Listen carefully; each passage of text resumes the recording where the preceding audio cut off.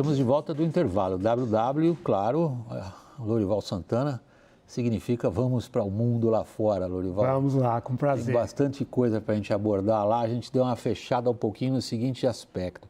O presidente chinês Xi Jinping conversou com Volodymyr Zelensky, é o presidente da Ucrânia, hoje pela primeira vez desde a invasão da Rússia. Isso foi lá, 24 de fevereiro.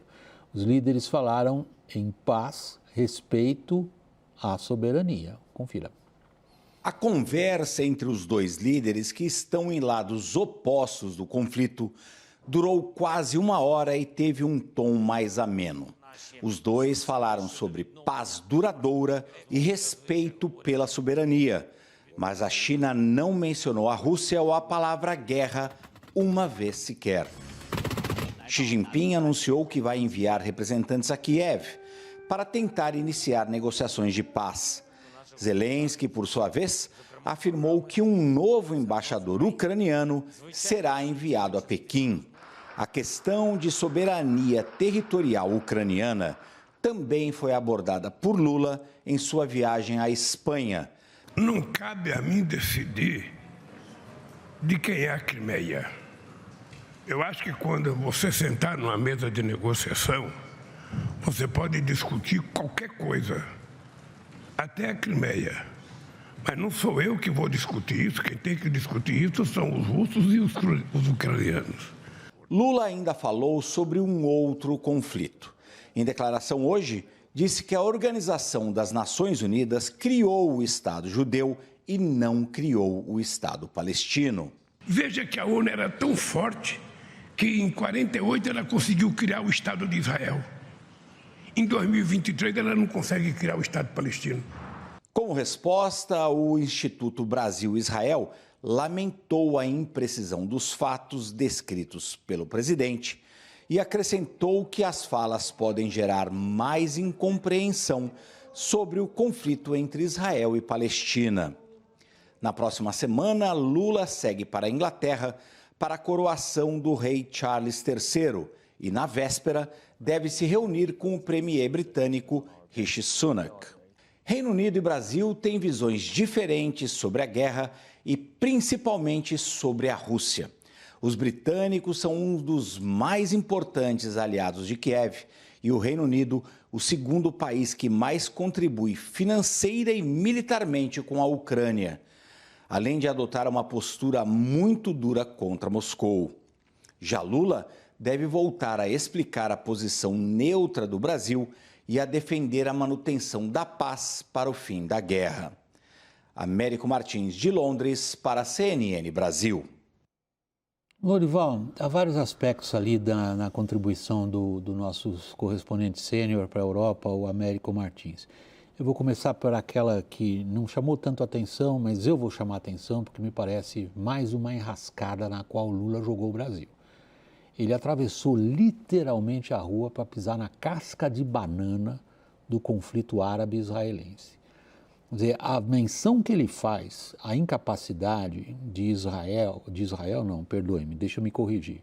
A incapacidade da ONU de criar um Estado palestino levou uma resposta brutal da comunidade israelense no Brasil, dizendo: o senhor não está levando em conta os verdadeiros fatos históricos, está só complicando as coisas. Quem está assessorando o Lula? Pois é, o Lula enfraqueceu muito a posição dele hoje com essas declarações, porque ele demonstrou uma completa ignorância dos fatos históricos, esse mais antigo e outros mais recentes. Olha o que ele disse: quando os Estados Unidos invadiram o Iraque, não houve discussão no Conselho de Segurança. Quando a França e a Inglaterra invadiram a Líbia, não houve discussão. Bem, em 2003, em novembro de 2002, houve uma resolução do Conselho de Segurança exigindo que o Iraque entregasse, desmantelasse suas armas de destruição em massa.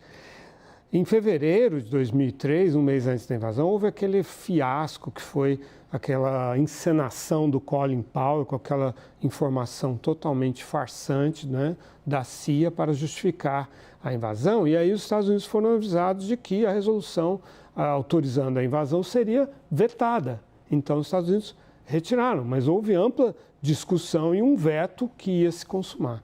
Em 2011, a Dilma Rousseff se absteve na votação que autorizou a OTAN a intervir na Líbia. O Brasil tinha assento no Conselho de Segurança. Como que o Lula não sabe disso?